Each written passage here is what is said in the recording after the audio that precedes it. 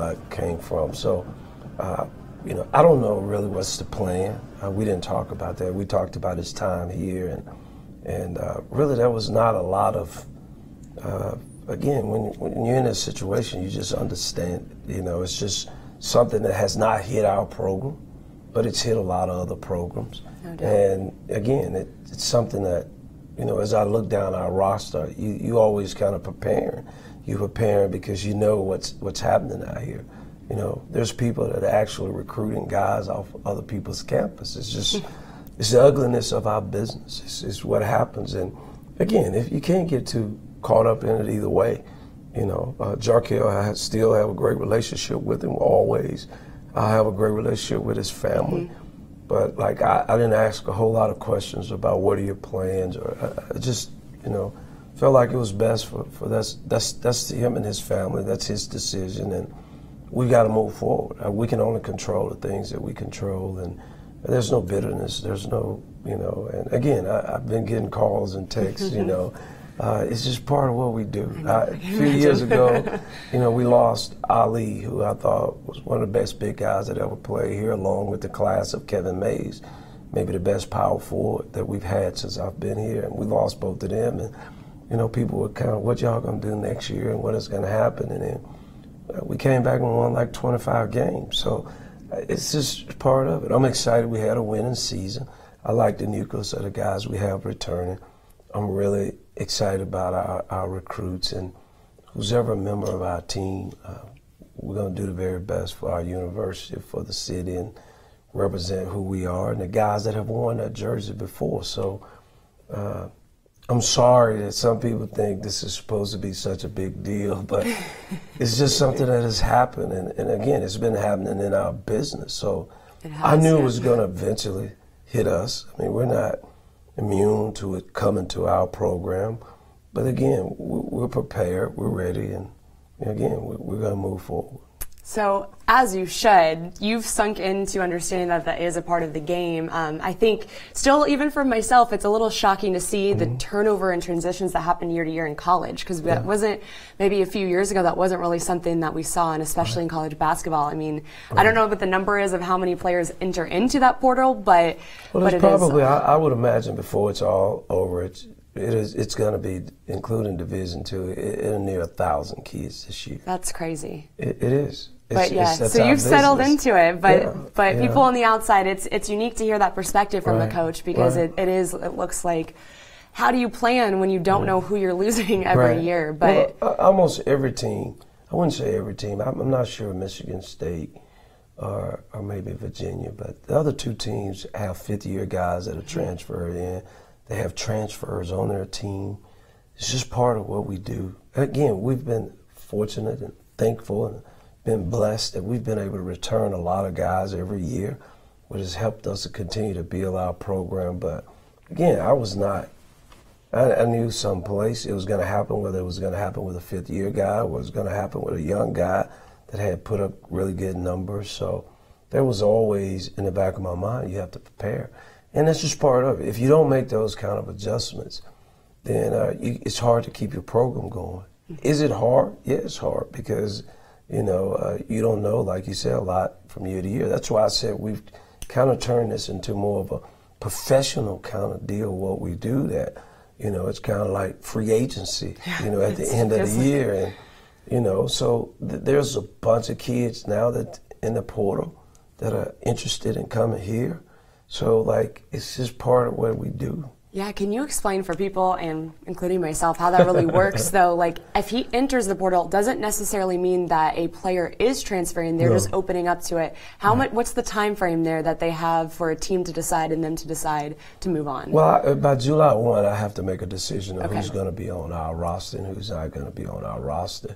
I still could have a scholarship open, but the guys that are on my team, I have to make their decision on renewal. So I still could keep a scholarship open, and it could be open until August, you know, if that's the case. But the transfer portal, what has happened is they changed it. You could transfer, you have to come in and sit down with the coach. Once you sit down with the coach, you'll make a decision about the release. Then you would go to compliance, talk to the compliance, and obviously with my relationship with our athletic director, I always talk to them about who wants to be released and who not. And then you go through the decision of whether, is there schools that you would like to release them to or who you wouldn't like to release them to?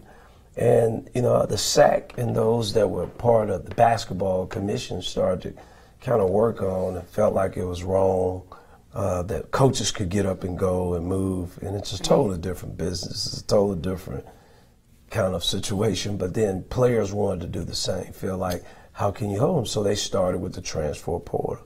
And what happens is now the players don't have to talk to the coaches. You just go to the compliance people and say, I want to transfer. There's no questioning. They just in. But also you can come back. A player can come back, and says that, hey, I want to be back. And if the coach has a scholarship and wants to come back, which a lot of kids are doing that. Everybody that's in the portal is not necessarily going to transfer. Right. So, again, it's like free agency. I'm going to put my name out there. And if I get a good bite that I like, then I'll go. If I don't, I won't, so. That's tough. I mean, I feel for all of the coaches. That's a tough position to be in, to have to deal with that. But obviously we know with the deep relationships that you have with the Joyner family, you wish them well one way or another. I do. It's the problem, and I say the problem that I think we just having, because I think we've gotten so far away from what we intended to do years ago with just scholarships and teaching and life lessons, and but that's our world now. Used to some of the basic things of what we taught our kids, or what we were taught, and how we go about handling business. It's just changed. We're living in a different world, and if you want to be effective, if you want to make an impact, you've got to make those kind of adjustments. So business. I've been doing this so long. I'm always feel like I'm a student of my business. So that's happening at junior high school, AAU, high schools. It's started in the NBA, I would imagine, and it's obviously the world was with Duke, and to see them go down in that game against Tom Izzo and crew, what were your thoughts?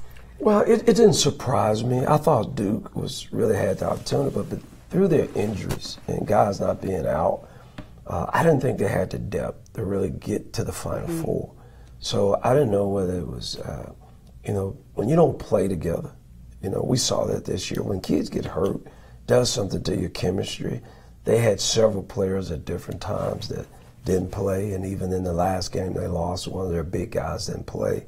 So it wasn't necessarily a surprise to me. I thought that was one of the better defensive teams that Duke has had in a while. And I thought they could get there, but when they kept having different injuries and guys being out, they trying to manage time as far as with them, I thought it would be difficult, for them to make it. And Izzo is good, and he's one of the best in our business, and hats off to them. They did a great job. All right, no picks. No picks. No picks. All right, well, let's switch gears to the NBA. Talking about injuries, and a team that was affected highly by that would be none other than the Los Angeles Lakers. For the first time in a while, we are not going to see LeBron James make an appearance in the playoffs.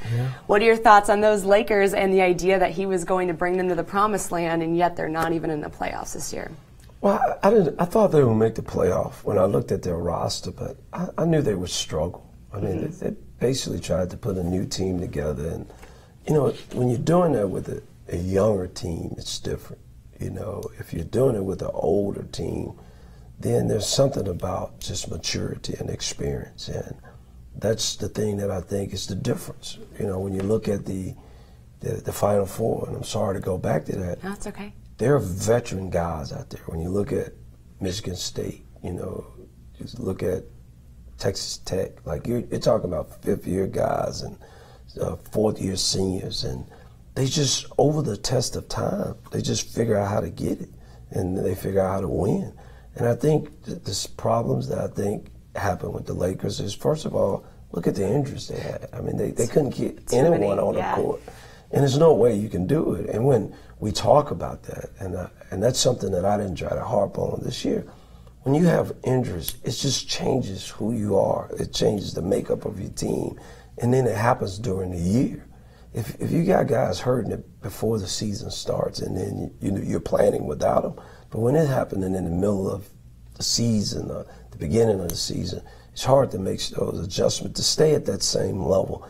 And the Lakers could never get it right. And I'm not talking about, people talk about LeBron, they talk about, is it the right mix of players? But, well, let's get all the players on the court together first. I mean, they could never get where they could have their full team and their roster to figure out what kind of team it is. So it doesn't surprise me at all because, again, you just in basketball and being around the game, you just expect that. Yeah, well, hopefully Luke Walton gets another shot with him because I know that. I'll be concerned for Luke. Honestly, I think he did a really good job this year. It's the nature of pro sports. Yeah. And hopefully, you always as a coach, you feel like whether you're losing games because of injuries or you're not, you have guys that maybe moving on or whatever the reasons may be. It's just tough, as another coach seeing a coach.